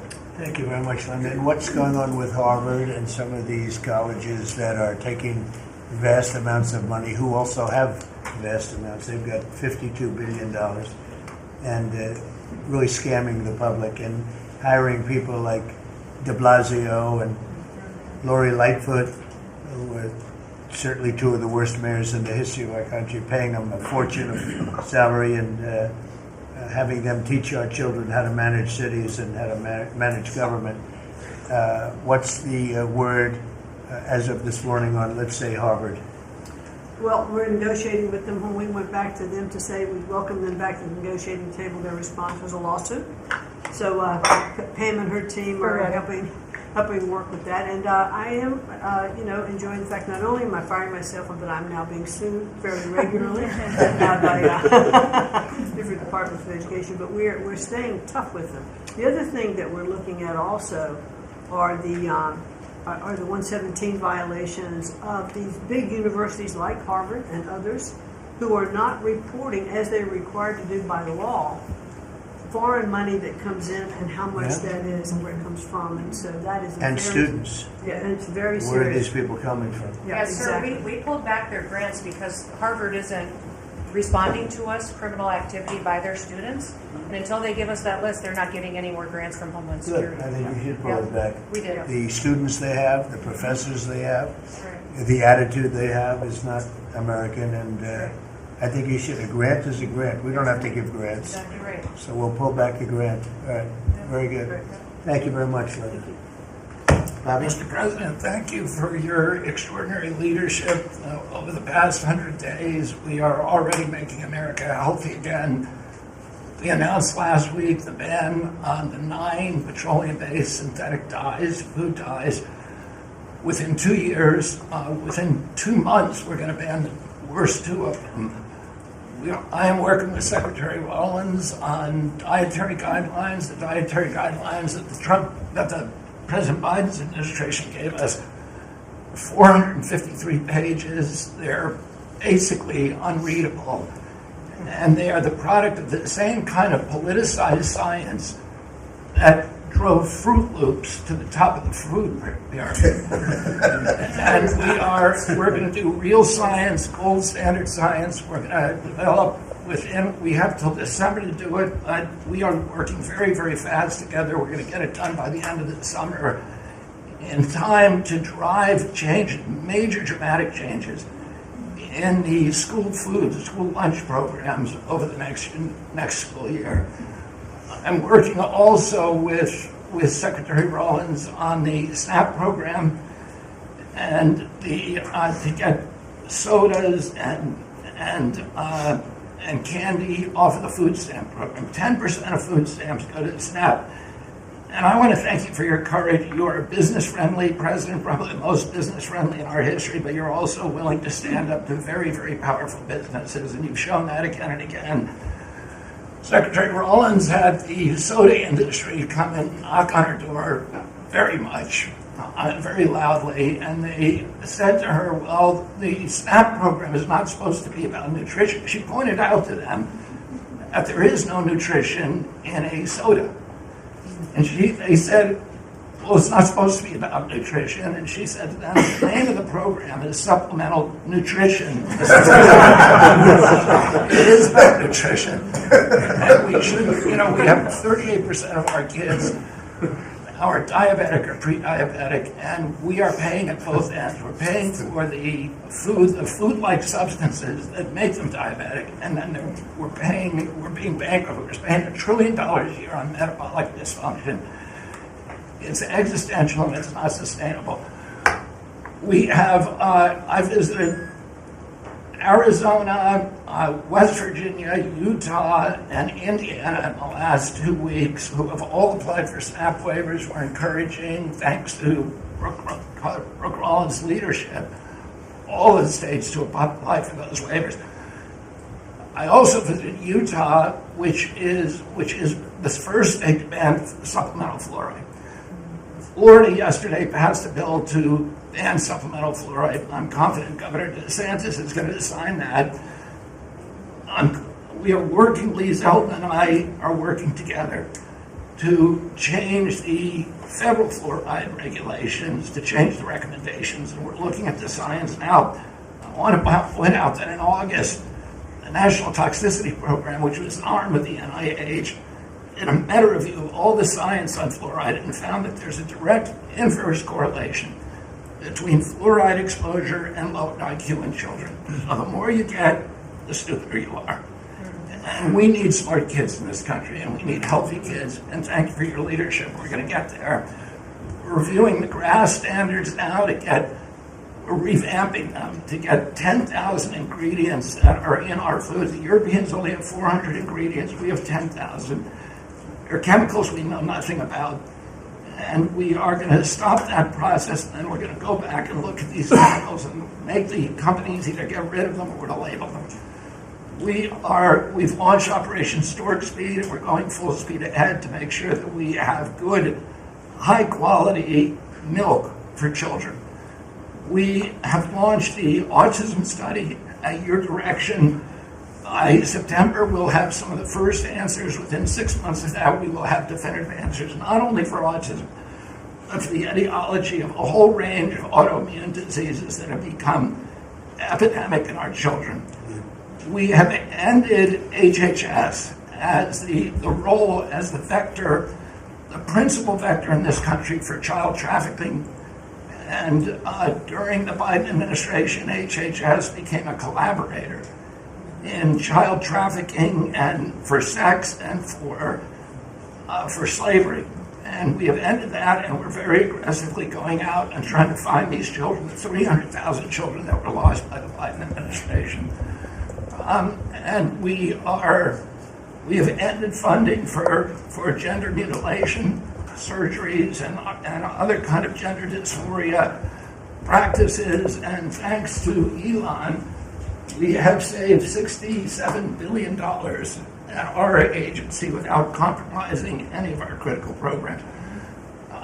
Mr. President, I want to thank you for your vision, for your leadership, for giving me the 100 busiest days of my life, and most exciting and most rewarding. And there's, over the next 100 days, we're going to do much, much more. That's good. Thank you very much. Very good. Very good. Very important. Thank you. Doug, please. Well, President Trump, on your first day in office, you wisely declared a national energy emergency. And this was essential because it was the signal that we're going to go 180 degrees from the disastrous and dangerous Biden policies that were based on a climate ideology that was the root cause of the inflation in this country. It was the root cause of wars abroad. It was the root cause of our manufacturing disappearing from our country. We can't have energy security. Without energy security, we can't have national security, and you understood that. But now with everything that's flowed from that, dozens of other EOs that you've done, America is back in the energy business. As Chris said, there's been a signal that's sent around the world. Capital is flowing, coming back in. The smart money is coming to this country. And now you've given us a chance to win the AI arms race against China. We know we're up against a formidable competitor. China opened up 94 gigawatts of coal in the last year. That's more than all of California and all of New York combined in the last year. We've had presidents in the past, the Biden administration, that were running away, again, under this climate ideology. You've embraced baseload power in this country. I'll never forget standing in the East Room with you, surrounded by the coal miners around this country, where you said, hey, big, beautiful coal. As we work to try to identify the balance sheet of America, our earliest estimate is that the coal resources in America, just on public lands, could be worth $8 trillion with a T. That was all going to be taken off our balance sheet if we weren't going to touch it. But now we're back in the business. I was 1,800 feet underground in a coal mine in Alabama a couple weeks ago. They do metallurgical coal. Without metallurgical coal, we can't produce steel. This is a plant. This is a plant that would have been in a mining operation that would have been shut down under the Biden administration. What we're doing here, back in the business, we're doing leasing. We're leasing for oil and gas. We're leasing for timber with Brooke Rollins. We're leasing for grazing. We're leasing for critical minerals, which is key. And when we lease the public lands appropriately and by the law to do that, we're bringing in revenue. We're bringing in jobs. We're helping strengthen America. And so we're treating our natural resources like the American balance sheet they are. And America's resources, the 700 million acres of surface that's public, the 700 million of subsurface, the 2.5 billion offshore, all contain what we need to have self-sufficient supply chains. And so in this, we're focused deeply on critical minerals. The Biden administration put us in a real predicament right now. The whole trade team, the whole cabinet, Susie's jumping in, leadership across everybody in the National Energy Dominance Council. But of the top 20 critical and rare earth minerals that we need for defense, that we need for industry, China's controlling 85% of the refining for that. So we are running at warp speed 7 days a week to try to put ourselves back in business in that way. So, and I want to just close out by saying a couple other things. One is the border. Few people realize that 41% of the southern border is in Department of Interior. And then we've got a few more percent that come with Brooke and with the Forest Service. But that's been a risk area. Part of the reason everyone was pouring into our country, Biden wasn't enforcing the border laws. They definitely weren't enforcing it on public lands. And so again, using tying two presidents that had great propensity for action, Theodore Roosevelt in 1907 created what was called the Roosevelt Reservation, 60-foot strip that go from Texas all the way to the Pacific Ocean, because he was worried in some future state there might be smuggling. I don't think he was anticipating human smuggling and fentanyl trafficking, but that has been largely unused. He gave us the authority to transfer that, and so working with Christie and working with Pete, we've transferred that to the DOD. So transferring land from the other agencies like Interior to the Department of Defense, then as Pete said, they can do the detain and assist with the military. And having been down at the border multiple times in recent week, I can confirm everything Christie said. The enthusiasm, the morale of that group is exactly 100% opposite of when Christie and I were down there as governors. I had Border Patrol people say that they were multi-generational service in that law enforcement that said, my wife and I are telling our children never to go into this thing, to go into Border Patrol. People this time were saying, I got a 17-year-old. As soon as they turn 18-year-old, they're signing up. My wife is thrilled. They're going into law enforcement. They're so proud to be serving with you. Everybody I've met, whether it's in a coal mine or at the border, law enforcement, the one thing they say on those trips is, please thank President Trump from all of us, the change that you're making. And I want to say especially this became very dear when we last week renamed a U.S. Wildlife Refuge in honor of Jocelyn Nungare. Jocelyn Nungare, of course, lost her life tragically to illegal Venezuelan gang members in this country in a horrific way. But her mother, Alexis, was at that ceremony. Her grandmother was there, and Jocelyn's great-grandmother was there. There are 3 other generations of that family were there. They all wanted to pass on their thank you to you too, and we've secured her name forever as a sanctuary. And really is saying that every child, every 12-year-old, every child in America should be safe in their own communities. And you've dedicated a beautiful piece on the coast in honor of her. So, President Trump, in your first term, when I had a chance to work with you as governor, you were courageous. The thing that's empowering this amazing group of people around this table, and you've probably assembled the greatest cabinet ever, is that this time you're not just courageous, you're actually fearless. And it's your fearlessness to take on the issues that other presidents would not touch, whether it's the work that we're doing with successfully streamlining and right-sizing government, or whether it's taking on the issues at the border, or whether it's embracing the power we need to win the aliens race. You're fearlessly doing that, and that creates it just all of us can sprint because you're running ahead. So thank you. Thank you, Doug, and you are doing a great job. And with Chris, that's a pretty much unbeatable combination, I have to tell you. So thank you both very much. Thank you, Doug. It's great. Marco? Well, it's not easy to go last after all these reports that have come here. First of all, Mr. Mayor, so better be good, and I'll be short as well. A couple things, Mr. President. I think you deserve a lot of credit for 2 things. The first is assembling this great team of people. Some of whom I've known for a long time, others who I've gotten to know during this period of time, but putting together a team, not just of talented individuals, but that work well together. It's something never going to be reported on in the media or fully seen, but it happens every single day. For the most part, I interact with almost everyone around this table at some level, and because of Secretary Kennedy, I'm afraid to eat anything. So, At least in front of it. he said Tootsie Rolls are okay in moderation. But it's a great team. And here's the second, and I tell this to people all the time. This is incredibly rewarding service, and you hear it in everyone's voices. Traditionally, in the past, and it's one of the problems we got in as a country, is presidents would say, okay, let's go do something, and then they would have to do a study, and then a study on the study, and then a long internal deliberative process, and by the time you got to it, it was too late, or somebody had forgotten it. In this administration, it's moving. You know the direction because you know why you were elected. The American people elected you very clearly, and basically it's measured, I used to say by days and weeks, now it's measured by hours and minutes, but action is happening. And that's what people want to see. And let me talk about foreign policy in particular, because I'm not sure this is fully appreciated.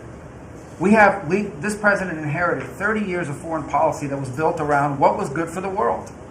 In essence, the decisions we made as a government in trade and foreign policy was basically, is it good for the world? Is it good for the global community? And under President Trump, we're making a foreign policy now was it good for America? I was appointed by you and confirmed by the Senate to be the head of the United States Department of State. Not the World Department of State, not the Global Department of State, the United States Department of State. And what that means is our foreign policy is guided by 3 things. Does it make America stronger? Does it make America safer? And does it make America richer?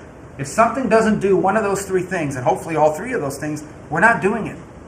Now, we went out and hired a consulting firm to help us organize ourselves. Luckily, they were free. They're called the Department of Government Efficiency. And they helped us do a couple things. Number one is our foreign aid. We were funding some crazy stuff. Crazy stuff. You tell me, how does a puppet show in some country around the world make us stronger, safer, and more prosperous? So we got rid of puppet shows and a bunch of other things. I'm sure there were very good puppet shows. And I'm sure that a bunch of charities in the world can go pay for it, but the American taxpayer should not.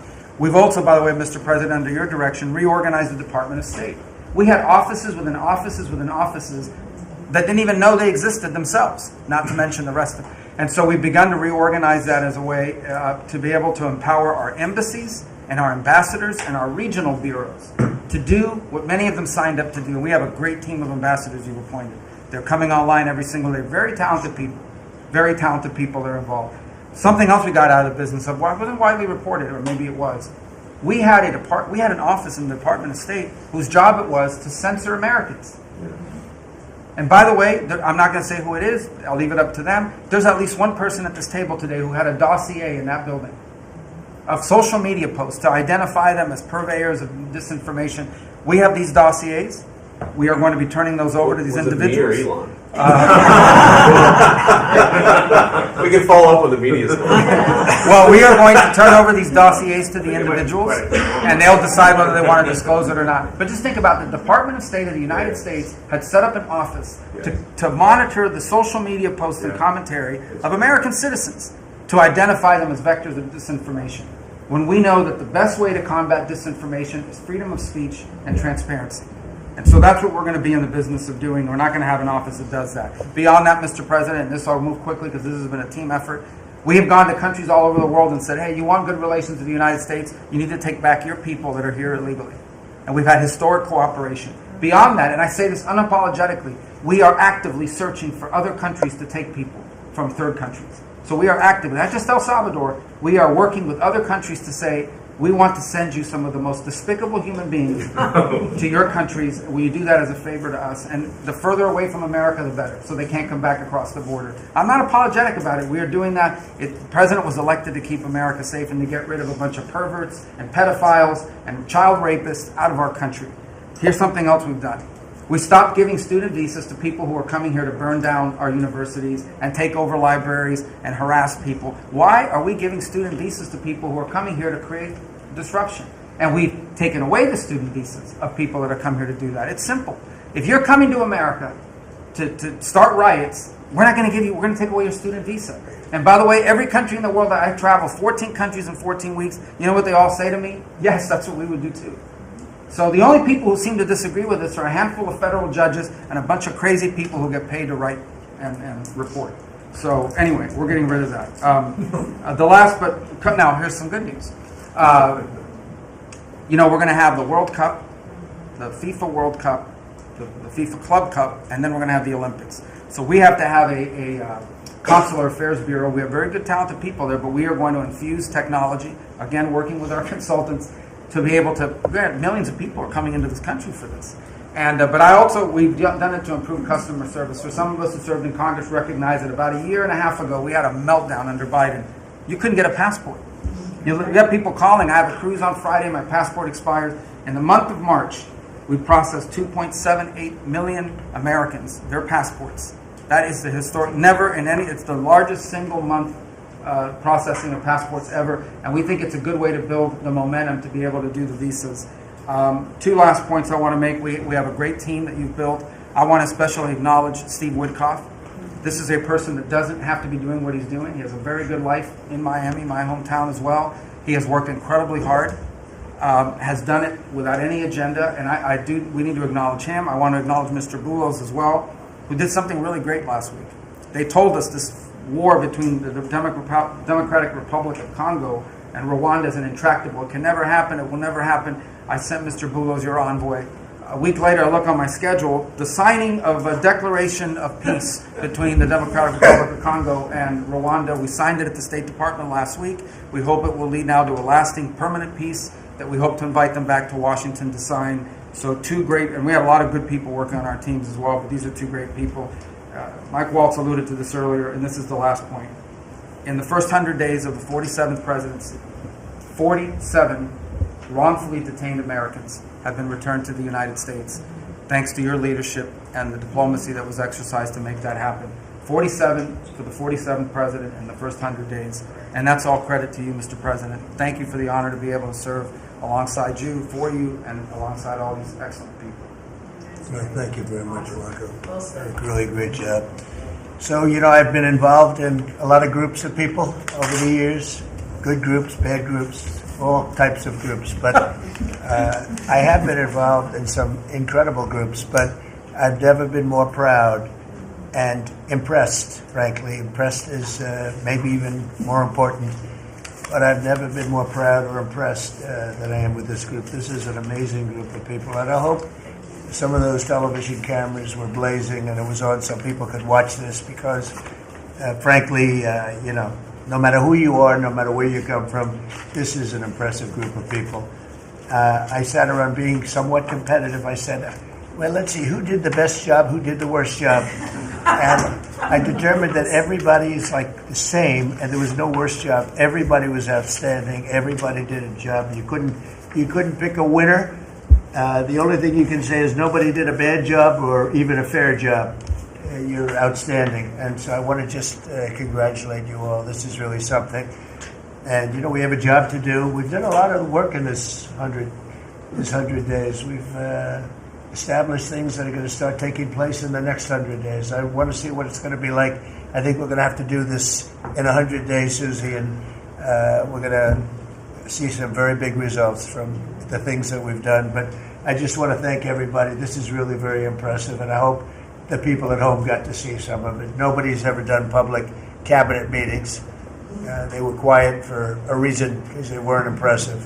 And especially in the last administration, they were not impressive. But I just want to say that we're very proud of you, and I am in particular. Thank you all very much. Great job, and I think we're going to have some tremendous success for our country. And I don't know, it doesn't seem like a time to be asking questions. That was so impressive that to be taking questions. Why did you do this? Why did you do that? It just doesn't seem to be appropriate.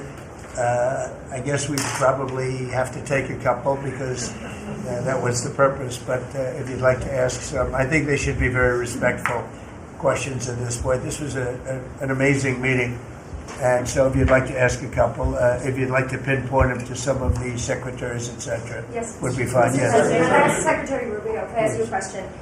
You brought up El Salvador in your remarks. Have you been in touch with El Salvador about returning Abrego Garcia? Has a formal request from this administration been made? Well, I would never tell you that. And you know who else I'll never tell? A judge.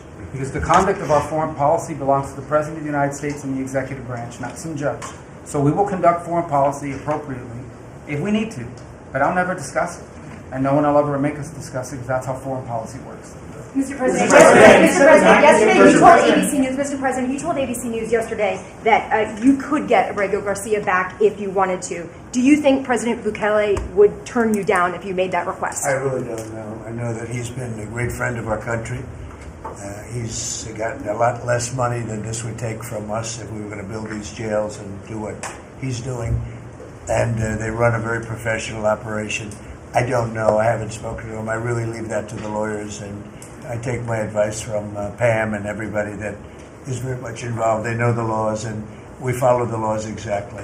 Mr. President, in the transition, sir, you frequently took credit for the stock market highs. You said it was a reflection of how well you were doing in the polls, and then after you were elected, you said the stock market highs were a reflection of how well the transition is going and the American people's confidence in your incoming administration.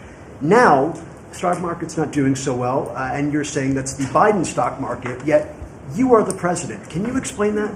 Yeah, I'm not taking credit or discredit for the stock market. I'm just saying that we inherited a mess, both at the borders.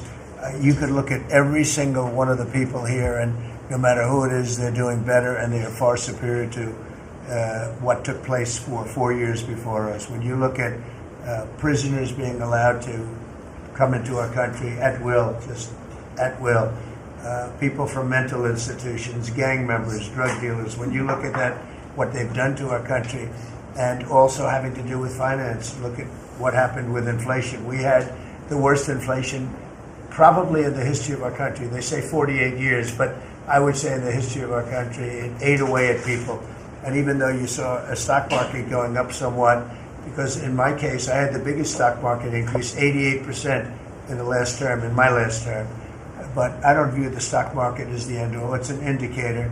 But what the stock market really tells you, and when you look at the stock market in this case, is it says how bad a situation we inherited. I took place, this is the quarter that we looked at today, and we took all of us together. We came in on January 20th. So this is Biden. And you could even say the next quarter is sort of Biden because it doesn't just happen on a daily or an hourly basis. But we're turning it around. It's a big ship to turn around, and we're going to have the greatest country financially in the history of the world, I believe. I think we're going to do things and we had to do it. We reset the table. We were being ripped off by every single country with just about without exception. I'd have to really think hard for who hasn't taken advantage. And I don't even blame those countries. I blame the person that was sitting right here where I am for allowing it to happen, where our country was ripped off on trade, hundreds of billions of dollars. And now we're doing better than we've done in a long time. You know, we were losing $4 to $5 to even $6 billion a day on trade with Biden. And now we have it down to a very manageable number, and the tariffs, for the most part, haven't even kicked in yet. So that's the way.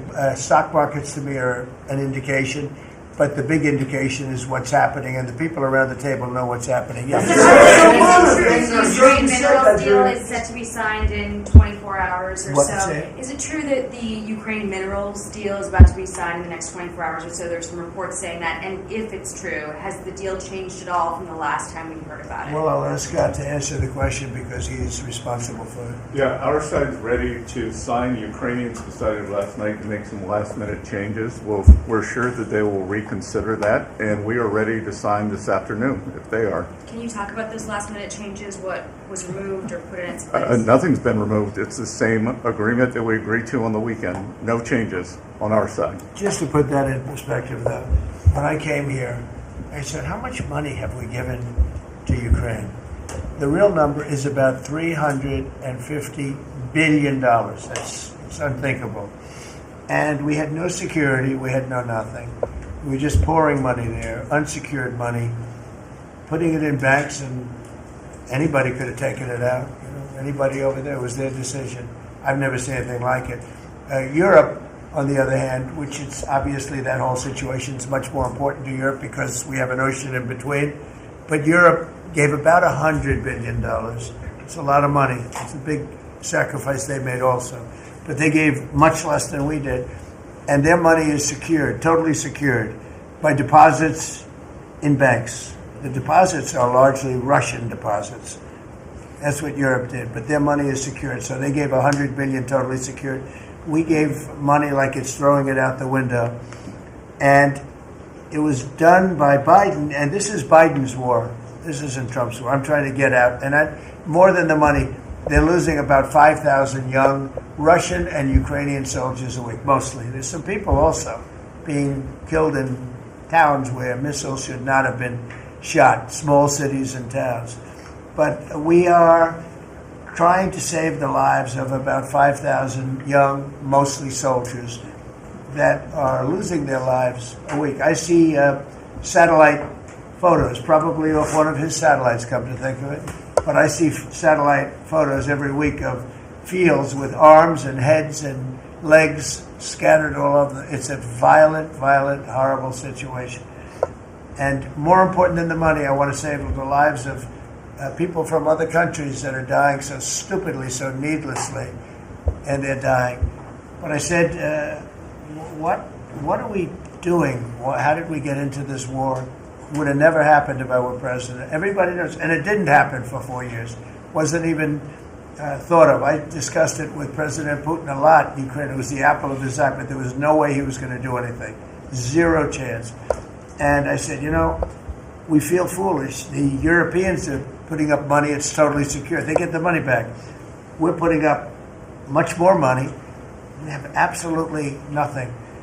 And I didn't want to make a complicated deal. I didn't want to make a deal that couldn't be made because Ukraine doesn't have very much money. They're going through a very bad period of time. It's been brutal. But I felt very foolish being a judge, so I said, well, we want something for our efforts beyond what you would think would be acceptable. And we said rare earth. They have very good rare earth. As you know, we're looking for rare earth all the time.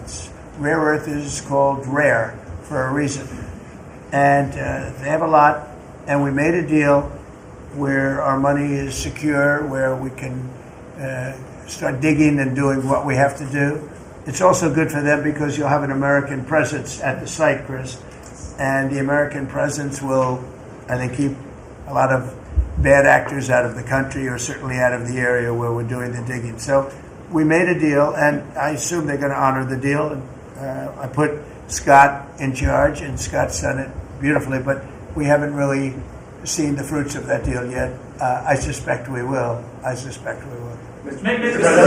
President, you had set a 90-day deadline through an executive order for Secretaries Hegseth and Noem to review whether to recommend to you whether to invoke the Insurrection Act to send troops to the southern border.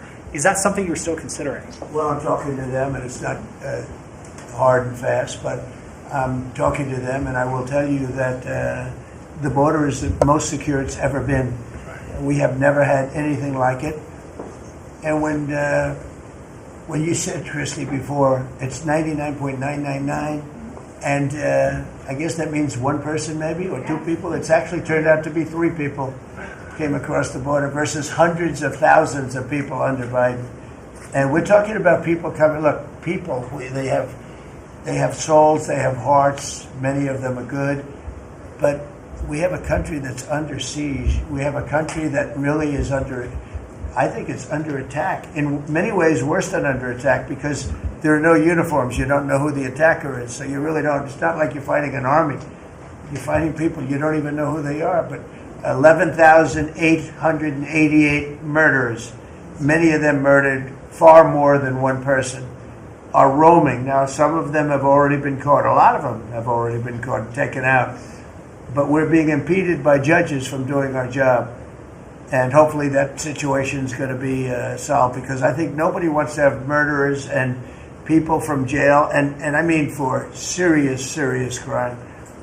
I remember the Biden people used to say, no, these are aliens that came into our country and they don't commit crime. I said, they don't commit crime, they commit worse crime. They make our criminals. Some of these people that they've allowed in through open border policies, the dumbest thing I've ever seen. You can look at some of these people and you say, this is not going to end well. But the people that they've allowed into our country are making our criminals look like the nicest people on earth. I will tell you, these are serious criminals.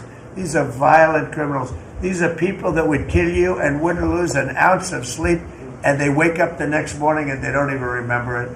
This is a rough, tough group of people, and we've got to get them out of our country. And the law says, I believe, I hope, and I think Pam will be very successful in proving it, but we've run into, I would call them rogue judges. Somebody could criticize me for that. These are rogue judges. These are radical left, generally, radical left, horrible judges. And we didn't lose all of these people. You know, we've lost a lot of people to death and to rape, all sorts of crimes committed by the people that poured into our country. And they came in totally unimpeded. Just come on in. And you see it every night. You'd see thousands and tens of thousands of people pouring into our country. We have no idea who they are. And to this day, we're looking for people. We have no idea. We hear that we have terrorists in our country that are so bad, they couldn't stay in any other country, but we're getting them out. And the group between Pete and Christy and Tom Holman and everybody working together, people that you would least suspect are reporting them, and the public is reporting them. The public is seeing. The public is calling and they're saying, you know, I live in a house and next to me moved in a group of people and they are very violent, and would go and would find out and would say, yeah, you're right, they were really violent, and we have information on most of them. So I just think it's incredible what's taken place. But we right now have a very, very secure border. Right now we have the most secure border in the history of our country, so I don't think we have to worry about your question too much. Mr. President, as Prime Minister of Canada ran against, not only against the Conservatives, but also against you. Yesterday, yesterday he spoke about American betrayal. Are you interested in rebuilding relations with Canada, and if so, how? No, well, I think we're going to have a great relationship. He called me up yesterday. He said, "Let's make a deal." You know, he was running for office. They both hated Trump, and it was the one that hated Trump, I think, the least that won. I actually think the conservative hated me much more than the so-called liberal. He's a pretty liberal guy. But no, I spoke to him yesterday. Couldn't have been nicer, and I congratulated him. You know, it was a very mixed signal because it's almost even, which makes it very complicated for the country. It's a pretty tight race. But he's a very nice gentleman, and he's going to come to the White House very shortly, within the next week or less. Mr. President, when will you speak to President Xi of China? That'll happen. I mean, look, right now, and I told you before, they're having tremendous difficulty because their factories are not doing business. They made $1 trillion with Biden, $1 trillion, even $1.1 trillion with Biden selling us stuff. Much of it we don't need. You know, somebody said, "Oh, the shelves are going to be open." Well, maybe the children will have $2 instead of $30. You know, and maybe the $2 will cost a couple of bucks more than they would normally. But we're not talking about something that we have to go out of our way. They have ships that are loaded up with stuff, much of which, not all of it, but much of which we don't need. And we have to make a fair deal. We've been ripped off by every country in the world, but China, I would say, is the leading one, the leading candidate for the chief ripper offer. There has never been a country that's been ripped off more than the United States of America under some of the dumbest leadership, and it usually starts with the president. And you can go back, and I'm not just talking about Biden. It's been the worst. I mean, the trade deficits and everything else, he's been the worst. But he had no idea what he was doing. And I think somebody ought to look at the auto pen to find out who was really running this country, because it wasn't Biden. Because nobody could agree to what he agreed to. I mean, he put our country at risk, at tremendous risk, and fiscal risk, financial risk. So I think we have it very much. I really believe that the next 100 days is going to be even better than this. Look, I read an editorial yesterday from a group that normally wouldn't write that this is the most consequential presidency in history, in the history of our country. This is not a particular group that would write that kind of an editorial, but they see what we're doing and what we had to do. And I believe if this group, not just me, if this group wasn't here, I think our country was going to be in, if it was lucky, just serious trouble, but a lot worse than that. I think our country could have been a total disaster. Bad things were happening with our country, and we've stemmed the tide. We've turned it around, but we're going to really turn it around over the next 3 years, 3.5 years. We're going to turn it around, and then hopefully it'll be in such great shape. That's my goal, to put it in such great condition that it can't be destroyed. Do you believe you mentioned this last night in your speech in Macomb, but we're facing an unprecedented situation where there's a lot of abuses of nationwide injunctions, sort of seemingly designed to curtail your power, specifically when it comes to deporting these illegal, violent aliens that came in under the previous administration. Have you spoken to your team about ways to mitigate this and continue to deliver for the American people on that aspect? There are ways to mitigate it, and there's some very strong ways. There's one way that's been used by 3 very highly respected presidents, but we hope we don't have to go that route. But there is one way that has been used very successfully by 3 presidents, all highly respected. And hopefully we don't have to go that way. But there are ways of mitigating that. I want to thank you all very much. I thought this was an incredible cabinet meeting. I think there's probably has never been a cabinet meeting like this. And you've never seen it on tape, that I can tell you. And I want to just congratulate everybody at the table. But we have a lot of work to do. But we're off to a great start. Thank you very much, Do you everybody. enjoy, Mr. President, leaving the White House back second time? Thank you, How's your life here? Thank you, everybody. I'm working hard. I like my life. I'm working hard, but I like it because we're doing a lot of good for a lot of people. Thank you very much. Thank you, everybody. Thank you. Thank you, sir. This is, sir. It's a big deal. Yeah. I learned